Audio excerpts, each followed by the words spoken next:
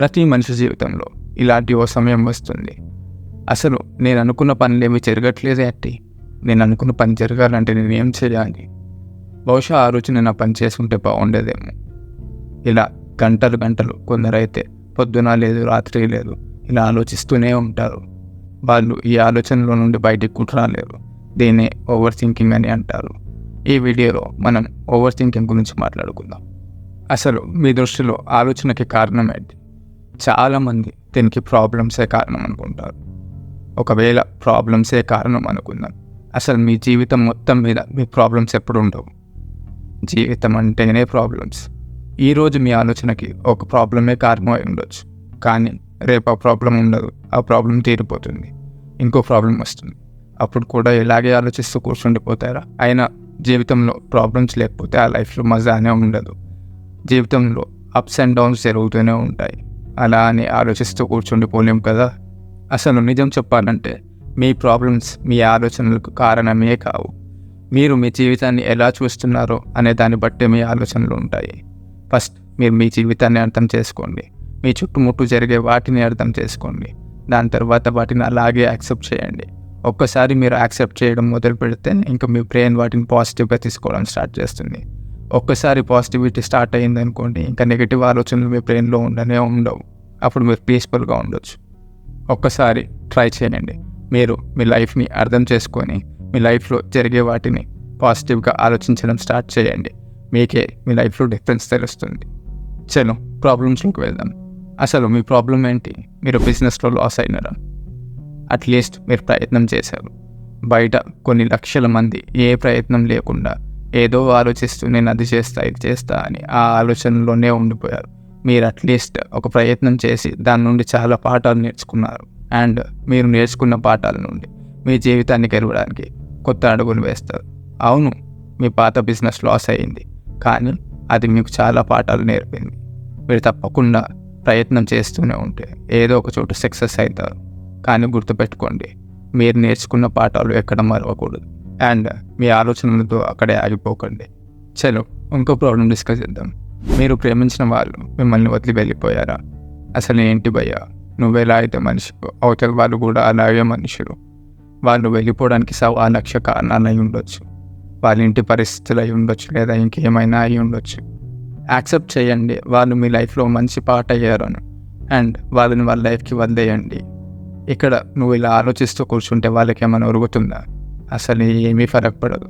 వాళ్ళు వాళ్ళ ప్లేస్లో మంచిగా హ్యాపీగా తింటారు, పడుకుంటారు, ఎంజాయ్ చేస్తుంది. నువ్వే ఇక్కడ కూర్చొని ఇవన్నీ చేస్తూ కూర్చుంటావు. ఇన్ఫ్యాక్ట్ చెప్పాలంటే నువ్వే ఇక్కడ ఒక రెంటెడ్ శరీరంలో ఉన్నావు. నువ్వెప్పటి వరకు ఉంటావో నీకే తెలియదు, రేపు ఉంటావో లేదో కూడా తెలియదు. అలాంటిది ఒక మనిషిని నీతోనే ఉండిపోవాలి అని ఎలా కోరుకుంటారు? కానీ మీరు గుర్తుపెట్టుకోవాల్సింది, మీ లైఫ్ అనే ఈ జర్నీలో వాళ్ళు కూడా ఒక మంచి పాటలో మీకుండి మీకు కొన్ని పాఠాలు నేర్పిపోయారు అనేది మాత్రం గుర్తుపెట్టుకోవాలి. ఈ ఆలోచనలో నుండి బయటికి రావడానికి ఒక 5 పాయింట్స్ డిస్కస్ చేద్దాం. ఫస్ట్, మీ ట్రిగర్ పాయింట్స్ ఐడెంటిఫై చేయండి. అసలు మీరు దేనికి ఎఫెక్ట్ అవుతారు? అసలు మీరు దేనికి రియాక్ట్ అవుతారు? అసలు ఏది మిమ్మల్ని ఎక్కువగా ఆలోచించేలా చేస్తుంది అనే పాయింట్ని అర్థం చేసుకోండి. ఒక్కసారి ఆ పాయింట్ మీకు అర్థమైందంటే దాంట్లో మిమ్మల్ని మీరు స్ట్రాంగ్ చేసుకోండి. అండ్ మీ వీక్ పాయింట్స్ ఎవరికి చెప్పకండి. అసలు కొందరు వీక్ పాయింట్స్ ఇలా కూడా ఉంటాయి.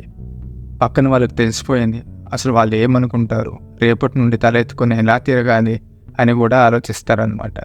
అసలు పక్కన వాళ్ళు ఈ సొసైటీ ఎవరు అయ్యా? వాళ్ళ లైఫ్ వాళ్ళు హ్యాపీగా జీవిస్తూ ఉంటారు. నీ లైఫ్ని కూడా నువ్వు హ్యాపీగా నీకు నచ్చినట్టుగా బ్రతుకు. అంతేగాని పక్కన వాడు చూశాడు, పక్కన వాడు ఏమనుకుంటాడు, పక్కన వాళ్ళ కోసం కాదు నువ్వు బ్రతికేది, నీ కోసం నువ్వు బ్రతుకు. రెండవది, పర్ఫెక్షన్ వెనుక పరిగెత్తడం ఆపండి. మీరు ఒక పని చేసినప్పుడు దానిపైన ఎంత మనసు పెట్టి ఎంత కష్టపడి పని చేస్తున్నారు అనేది చూడండి. కొన్నిసార్లు మీకు ఎంత ఎక్స్పీరియన్స్ ఉన్నా కూడా కొన్నిసార్లు మీరు అనుకున్న అవుట్పుట్ రాకపోవచ్చు. మీరు దానివల్ల మీకు ఒక డిస్సాటిస్ఫాక్షన్ వచ్చి మిమ్మల్ని ఆలోచనలోకి పడేస్తుంది అనమాట. సో పర్ఫెక్షన్ వెనుక ఎప్పుడు పరిగెత్తకండి. మీరు వీలైనంత వరకు మీ బెస్ట్ ఇవ్వడానికి ప్రయత్నం చేయండి. పర్ఫెక్షన్ అనేది ఇంకా అదే వస్తుంది. రాకపోతే డిసప్పాయింట్ అయిపోయి ఆలోచిస్తూ కూర్చుండిపోకండి. మూడోది, మిమ్మల్ని మీరు ఒంటరిగా ఎప్పుడు వదిలేయకండి. స్పెషల్లీ మీ బ్రెయిన్ ఆలోచనలో మునిగిపోతుంది అని మీకు అనిపిస్తే మిమ్మల్ని మీరు ఎప్పుడు ఒంటరిగా వదలకండి. మీకు తెలుసా, ఒంటరిగా ఒక మనిషి కూర్చున్నాడు అని అంటే రకరకాల ఆలోచనలు వాళ్ళని తినేస్తూ ఉంటాయి అన్నమాట. దీనివల్ల వాళ్ళ మెంటల్ హెల్త్ కూడా స్పాయిల్ అయిపోతుంది. వీలవుతే మీ ఫ్యామిలీ లేదా ఫ్రెండ్స్తో టైం స్పెండ్ చేయండి. ఒకవేళ మీకు ఫ్రెండ్స్ లేరు అనుకుంటే మీ పెన్ తీసుకొని మీ డైరీలో మీ ప్రాబ్లమ్స్ అన్నీ రాసుకోండి.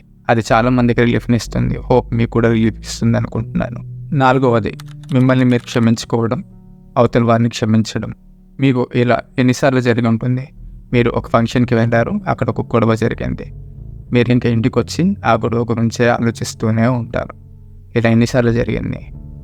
అలా ఆలోచించడం వల్ల వాళ్ళపైన ఇంకా కోపం వస్తుంది. ఆ కోపంలో వాళ్ళని బూతులు తిడతాం. వాళ్ళపైన కోపాన్ని మనం సామాన్ల పైన చూపెడతాం. దీనివల్ల వాళ్ళకు ఒరిగేది ఏమీ ఉండదు.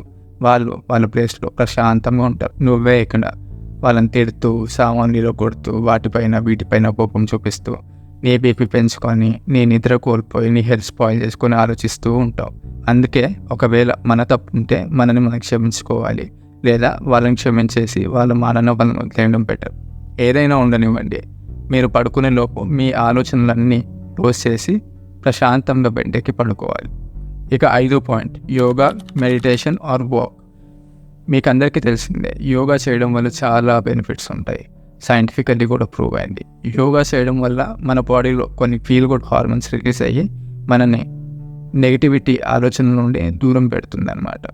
ఇంకా 2వది వస్తే మెడిటేషన్ వల్ల మనల్ని మనం ఎలా ఫోకస్డ్గా ఉంచుకోవాలి, మనల్ని మనం ఎలా నెగిటివ్ థాట్స్ నుండి బయటికి తెచ్చుకోవాలి అనే పాయింట్స్ నేర్చుకోవచ్చు. ఇంకా వాక్, మీరు లో ఫీల్ అయినప్పుడు ప్రశాంతంగా వాక్కి బయటికి వెళ్ళిపోండి. ఎప్పుడైతే మీ బాడీ నేచర్లోకి వెళ్తుందో మీ బాడీ, మీ బ్రెయిన్ నేచర్ని ఎంజాయ్ చేయడం స్టార్ట్ చేస్తుంది. అలా అని మీరు మీ ఫోన్ని చేతిలో పట్టుకొని వాక్ చేయకండి. హోప్ మీకు ఈ 5 పాయింట్స్ వర్కౌట్ అవుతాయి అని అనుకుంటున్నాను. అండ్ మీకు నా ఈ వీడియో నచ్చినట్టయితే లైక్, సబ్స్క్రైబ్ అండ్ షేర్ చేయండి.